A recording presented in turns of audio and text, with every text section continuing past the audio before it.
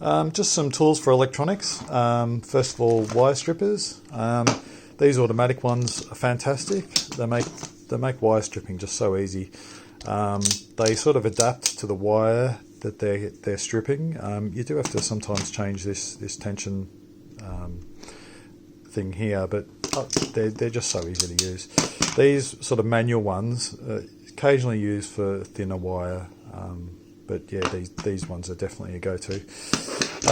Obviously a soldering iron and solder, and something to clean the end of your soldering iron. If you haven't done soldering before, it's good to watch some YouTube clips just so you can learn how to do it properly.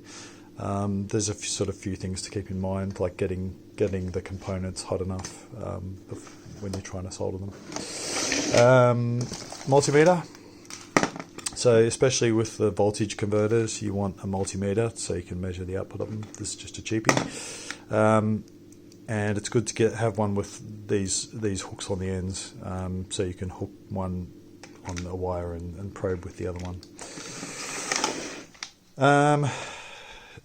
So these things here, these are used for joining together two wires, and they're awesome. If I can get the thing undone. So you can solder two wires together to create a join, but it's a bit fiddly. You got to twist the wires together, solder them, and sort of get the heat shrink on as well. This is like an all-in-one thing, so you can just get these on Amazon. So you shove a wire in each end and you hit it with a heat gun, a hot air gun, and what it does is it shrinks those, I don't know if you can see those red bands, but it shrinks the bands around the wire, and then it also melts this solder, and then the solder sort of goes and mixes amongst the wires and joins them together. It creates a really good join. I tried it out on a few bits of wire just as a test, and you can't rip them apart. It really does join them well. They come in all different sizes, so very easy if you just want to sort of get something done quickly.